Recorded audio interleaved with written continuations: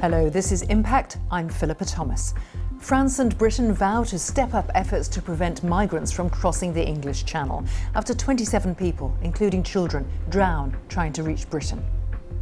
What happened yesterday was a dreadful shock. It was not a surprise, but it is also a reminder of how vulnerable people are put at peril when in the hands of criminal gangs. An ultimatum for Turkey from the United Nations to release a leading human rights activist, Osman Kavala, from prison. We'll be speaking live to the Ankara bureau chief of a major Turkish newspaper.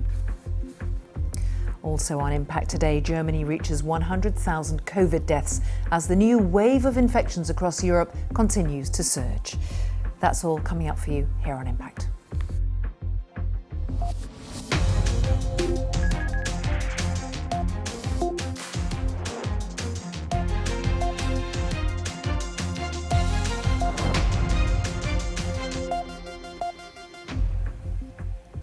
Welcome to the programme.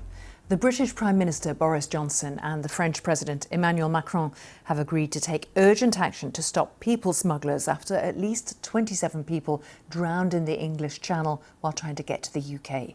5 suspected people smugglers have been arrested. This is the deadliest incident since the Channel between England and France became a major route for people trying to cross. Despite the drownings, there have been further attempts to make the crossing today. Well, we're monitoring this for you from both sides of the Channel. We can now go to Ben Boulos for live coverage from Dover. Well, the White Cliffs of Dover, an iconic symbol here on the south coast of England, but also a symbol of the hope that those migrants making that crossing had of a better life, a safer life on these shores. But tragically, for 27 of those who tried to make that crossing yesterday, it ended in tragedy. Let me just let you know the latest details we have on that. As things stand, 27 are confirmed to have died. They are in the process of being identified by the French authorities. The authorities there have confirmed that there were among them 7 women and 3 children. As to the cause of the accident, well, many questions still remain, but France's Interior Minister has said that when rescuers found the boat that the migrants were in, it was almost completely deflated. He described it as being the kind of blow-up boat, like a paddling pool that you might have in your garden. And that is typical of the kind of boats that many of the migrants will use to try to cross the Channel. In terms of the search and rescue efforts, well, there is at least 1 person who was unaccounted for and 2 who were rescued from the water who are being treated in hospital but remain in a critical condition. With the latest details, here's Jessica Parker. Blustery winds blowing across northern France this morning. An empty beach, but it seems there were crossings from France overnight to the UK. This is a vessel apparently used by people to make the perilous journey. They were picked up by British patrols early this morning. Yet another effort to reach English shores despite yesterday's tragedy. There are pregnant women and children who died yesterday in this makeshift boat, and for a few thousand euros. These people are exploited to promise them El Dorado in England, and unfortunately this has been repeated every day for over 20 years. Record numbers have been making the crossing from France to Britain. The French say they've worked hard to try and prevent crossings. For example, stepping up patrols. Patrols the UK government has helped fund, but British ministers also under pressure. We're prepared to offer support on the ground, we're prepared to offer resources, we're prepared to offer literally people to go there and help and assist the French authorities. We're clear we don't just see this as an issue that France needs to deal with, but one that we want to work together with France and our wider European partners, because we only need to look at the situation in the Mediterranean or Eastern Europe to see this isn't just an issue in the Channel to break the business model of these gangs, and that includes things like securing returns agreements as well as the policing and law enforcement presence that there is in the Pas de Calais. After efforts at a search and rescue operation, more details are emerging about those who lost their lives. French officials say 17 were men, 7 were women, 1 of whom was pregnant, and 3 were children. 2 were rescued and have been in a critical condition, one from Iraq, another Somalia. The reality is, and we can't get away from this reality, we have to face up to it, is that people have a right under the UN Convention to seek safety in the UK. Emergency meetings, hastily arranged phone calls. Authorities on both sides of the channel are scrambling to respond after yesterday's tragic events. But this crisis has been long in the making and long discussed. For all that talk, full, effective solutions have so far proved elusive. People here being escorted to shelters in France as part of efforts to deter crossings and prevent further tragedy. Jessica Parker, BBC News in Calais. Well, just to put this into some sort of wider context, we understand from official figures that 25,000 people, more than 25,000 people, have attempted that crossing, have made that crossing from France to the UK through the Channel on boats so far this year. That is more than triple the figure of the previous year, and it has led to a lot of discussion among politicians, both here in the UK and across the Channel in France, about how to deal with the problem of people putting their lives at risk in these small boats, and also the problem of the people traffickers, the smugglers who make vast sums. It's thought per person it's something like €3,000, €3,000 to €4,000 or dollars to make that crossing. You look at a boat with maybe overcrowded of 80 people, that's $250,000 the smugglers could potentially make just from one boat of the dozens that attempt the crossing each day in some cases. There has been some discussion about what to do, and many ideas have been put forward. Let's hear what Priti Patel, the Home Secretary, the Interior Minister for the UK, told the House of Commons a little earlier. Given the chance, the traffickers will always find people to exploit and manipulate. Some of them do not even know that they are coming to the UK. This does mean tackling issues upstream and not waiting until people have reached EU countries.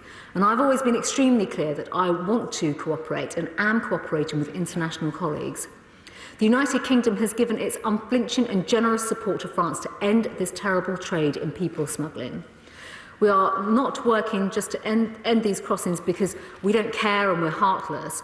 The United Kingdom has a clear and a generous, humane approach to asylum seekers and refugees. Yes, people should come here legally and the system must be fair, but the main issue is this. Crossing the Channel in small boats is extremely dangerous, and yesterday was the moment that many of us had feared for many years. Well, as part of one of the ideas, the UK government has suggested that it may tighten up the rules on applying for asylum, for refugee status here, and that it may make it harder for people to claim it if they have crossed by using so-called illegal means, crossing the Channel by boat rather than applying through a formal legal process. But that has come in from criticism, not least from the opposition Labour Party. Here's their Home Affairs spokesperson, Nick Thomas-Simmons. Madam Deputy Speaker, I've raised on a number of occasions before the arrangements we have in place with the French authorities. And I would ask if, firstly, the Home Secretary could set out how many days a week the full existing surveillance capacity is currently operating, and what will the Home Secretary be doing urgently to increase that surveillance. Now, I pay tribute to the National Crime Agency and our frontline law enforcement officers for the work that they do. And I heard what the Home Secretary said in her statement about law enforcement cooperation. But can she also tell the House what she will do to deepen that intelligence and law enforcement cooperation with the French authorities and indeed other countries? So the focus isn't only on coastal patrols, important though they are, but is also about disrupting the routes facilitated, often across hundreds and thousands of miles, by vile people smuggling gangs who have reckless disregard for human life. Well, among the ideas that have been suggested in terms of closer cooperation with the French authorities is that idea of joint patrols along the northern French coast to try and intercept boats before they leave and thereby deter both the migrants trying to get on those boats and also the people smugglers who are putting people on those boats and are indifferent to whether people cross the Channel safely or die while trying to do so. It is fraught with complexity, with difficulties, discussions between the two governments going on. Daniel Sanford looks now at the options that are being explored. While the tragedy was unfolding off the coast of France yesterday, dozens of people who'd successfully crossed the Channel were arriving near Dungeness. The numbers of migrants arriving by small boats has soared this year, far outstripping the numbers last year. The new route first emerged 3 years ago when Sajid Javid was Home Secretary. He rushed back from holiday to try to nip it in the bud, but the government has been on the back foot ever since. Among the proposed solutions are joint patrolling of the French coast with British and French police and trying to reduce the pull factor of the UK, introducing new laws to penalise people who arrive in small boats, moving to create more safe routes for people to claim asylum before they enter the UK, and greater efforts to tackle the people smuggling gangs. The UK is already paying millions of pounds towards French-only patrols of the beaches, but politicians there don't see British participation as a solution. If the only answer coming from this awful drama is for the Brits to give us more money and for the French authorities to have more people patrolling the French shore, it will not change nothing. Nothing will change. And we're still going to have dead bodies in the Channel. The French say that what makes Britain attractive is the ease with which people can disappear into the grey economy, and that's what needs fixing. In fact, the number of asylum seekers arriving is substantially lower than its peak 20 years ago. And the Home Secretary, Priti Patel, seen here on a patrol boat in the Channel last year, and the French both agree that tackling the people smugglers is the priority. Not so, say campaigners. The people smugglers are a symptom but not a cause of the issue. The issue is that these people want to claim UK asylum and they can't do it unless they're physically present in the UK. And there's no way for them to get there other than sneaking on a boat. But with arrests being made overnight after yesterday's tragedy, Labour say more could have been done to tackle people smuggling. I find it really hard to believe that those arrests couldn't have been made last week or the week before. I don't see, apart from the tragic deaths, that the evidence is different. So ramp up the law enforcement against those that are making money from this human tragedy. When migrants were mostly using lorries and the Channel Tunnel to enter Britain, huge efforts were made to close those routes down. Those efforts were only partially successful and have anyway led to the new people smuggling route, crossing the Channel in dangerous small boats. Daniel Sandford, BBC News. Do stay with us here on Impact. Still to come, Turkey gets an ultimatum from the UN to release human rights activist Osman Kavala from prison by the end of November. What's the response from Ankara?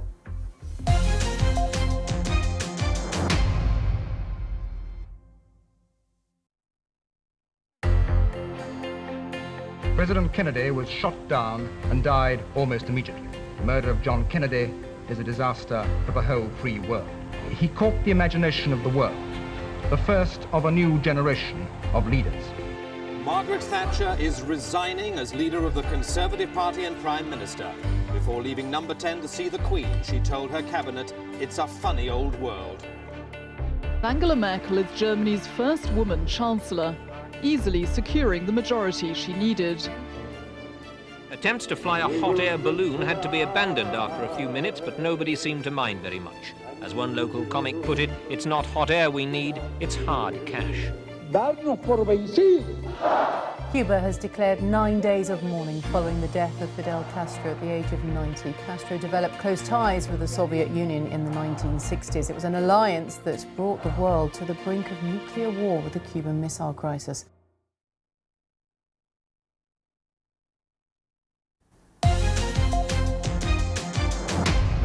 Welcome back to Impact on BBC World News. Turkey is under growing international pressure to release a prominent civil society leader, Osman Kavala, who's been imprisoned for 4 years without conviction. He was charged in 2016 with spying and of being part of the attempted coup that year. The European Court of Human Rights says he's been held to silence him as a human rights defender. Orla Girin has been following his case in Istanbul. a reminder of the jailed philanthropist Osman Kavala. His image carried through the streets of Istanbul in this project staged by a Turkish photographer. Human rights groups say the Kavala case is the tip of the iceberg. This is Osman's office. It hasn't been used during the last 4 years. His wife of 33 years, a renowned academic, has kept the office as it was before his arrest. She says he's guilty of nothing except trying to build a better society. Dialogue was important for him, to build bridges between people. And my husband continued to do that, even in the midst of an escalating polarization in the country. He's a courageous man, and we could see it very clearly during these 4 years he spent in prison. He has remained strong. The case against Osman Kavala, such as it is, dates back to these anti-government protests in 2013. He was accused of orchestrating them. Later, more charges were added, including spying and being part of the attempted coup in 2016. The European Court of Human Rights issued a binding ruling ordering his release. 10 Western ambassadors here recently echoed that call. The Turkish leader is unmoved. Kavala, Kavala, Kavala, Kavala. President Recep Tayyip Erdogan has railed against him, Kavala dediğin Soros'un calling him the leftovers of billionaire philanthropist George Soros. Today, they don't allow me to lecture in Faculty of Law. I was writing daily columns in a newspaper, so as of today, they don't let me to write. So I'm leaving, but only in theory. In practice, they don't let me to. They just let me to breathe. The case of veteran human rights campaigner Gunal Kurshun has shades of the surreal. He was arrested at a human rights seminar and convicted of terrorism offences. He's now appealing a 2-year sentence. I'm not alone. I mean, hundreds or thousands of people are facing with this kind of silly allegations, and the Turkish prisons are full of these kind of people. So I was not alone, and it was the only thing that cured me. Is there a cure for what's happening here? Turkey's Western allies are concerned about where this country is headed. They see a move away from democratic values and freedom of speech. We asked the Turkish government for an interview to discuss the climate for human rights. There was no response. Orla Giran, BBC News, Istanbul. Let's speak more about the situation now with Noura Özkan, the Ankara bureau chief at the Turkish newspaper Daily Sabah. Welcome to BBC World News. What do you make of this case? Yeah, the court will make a decision on the issue at hearing tomorrow, whether we or you or all like it or not. So this needs to be respected in the same way that the law and judiciary of every sovereign country deserve. So Turkey and Turkish government and society maintains this position. So meanwhile, as an observation, there's a considerable amount of expectation in the society that Kavala may be tried without arrest. However, the case will continue until he is found completely innocent or guilty, or the case will be closed if the court does not find any evidence related to Gezi case sufficient after all. And this will be the decision of independent Turkish judiciary after all. So I think in order to understand what the majority of Turkish people think on the issue, we should look for the latest developments where 10 foreign envoys try to intervene the case politically. Meanwhile, they violated the related articles of Vienna Convention. So most of the Turkish people also think that this is a matter of internal affairs and judiciary. So this is a completely different issue, and independent issue of the fact that he's in prison. Is it whether justifiable or unjust grounds, or sentenced in the last 4 years, truly or not? Yeah. Yeah. So, can I just but put to you, though, we spoke to Amnesty International about the case, and they said that the council of judges and prosecutors who make these decisions are heavily influenced by AKP appointments, so not necessarily independent. So this is the allegation of Amnesty. And Amnesty is not the sole reference to. No, I'm just asking for your response. Yeah. So my response is, I think is the fact that undermining the situation just to human rights or freedom of expression would be inadequate and unfair to discuss this issue without acknowledging the realities in Turkish judicial processes. If you let me just give a chance, I will summarize the reason briefly. So the burden on the Turkish judiciary has increased a lot since July 15 FETÖ-led coup attempt. In this circumstances, the hearing of the cases and trial periods of the detainees have also been extended. So, however, no matter what decision will be made tomorrow, it also does not change the fact that Turkey's threat and security perceptions lean on fairly realistic facts, especially after terms and conditions forced and shaped by July 15 FETÖ-led coup attempt, Syrian war, Gezi Park protests. So that is why it is kind of ridiculous to expect very predictable performance from Turkey or Turkish judiciary when there are threats directly could be directed towards not only the state but also societal. Yes, and you've said to us that this will be decided in the legal system tomorrow. The fact that he spent 4 years behind bars without conviction, are you concerned that does look bad for Turkey? No, actually. So I don't think this is it's not the sole pure human rights or freedom of expression problem or issue. So I don't think human rights are under threat. Taking this case as an example, tried in Turkey. So it will be a big mistake to say that people are supposedly political figure, activists, or journalists who are in prison today are being imprisoned only because of their thoughts or their connections. I mean, so no one can be exempt on this earth when thoughts turn into violence or any organized crime to topple the government. So if there is any single clue or evidence that confirms and verifies this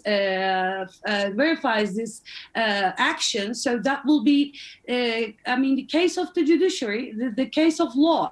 So when the political or so-called religious groups invites people or for pro-violence actions on the streets against civilians and state security apparatuses, it's no longer becomes a freedom or distribution of freedom of speech or freedom of distribution of thought. So this is same for all democracies in the world, I guess.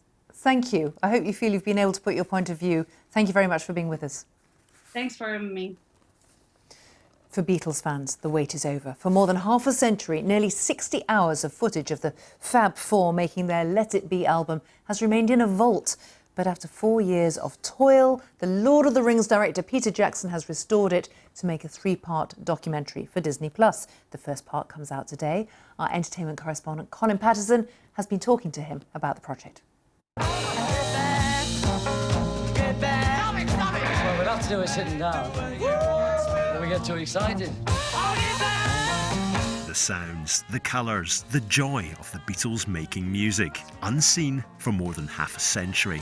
Ringo said that he thought we ought to just tell it like it is. I think we are. The man entrusted to restore almost 60 hours of footage from the Let It Be sessions in January 1969, the Lord of the Rings director, Peter Jackson. Well, I wouldn't have done if it was the Rolling Stones or something, sort of controversial, sorry. So a musical documentary is not of huge appeal to me, but the Beatles, yeah, I'm all in 100%, 4 years, no problem. Do you want to do it once more then? Yes. I mean, we'll never get a chance to do it again. the project happened almost by mistake. Peter Jackson was meeting with the Beatles company Apple to discuss the possibility of a virtual reality exhibition. Sell cats and kittens. What are we going to do? But as a Beatles obsessive, he took his chance to ask something he'd always wanted to know. What had happened to all the outtakes from the 1970 Beatles documentary, Let It Be? They said to me, well, yeah, we've got it all. They were thinking about using it for a documentary, a standalone documentary, and but they didn't have anybody, a filmmaker attached. So the only time in my life I've ever done this, I sort of put up my hand and I said, well, if you're looking for somebody, I'll just, please think of me. Just say whatever comes in your head each time. Attracts me like a cauliflower until you get the word. Peter Jackson was offered the job the same day. His only concern, he'd always been told that the making of the Let It Be album was a gloomy time for the Beatles. But when he sat down to watch the outtakes, what surprised him was just how much fun everyone was having. I was amazed and surprised to see the footage showing a very different story to what I'd believed for 40 years. All we've got is us. What do you think?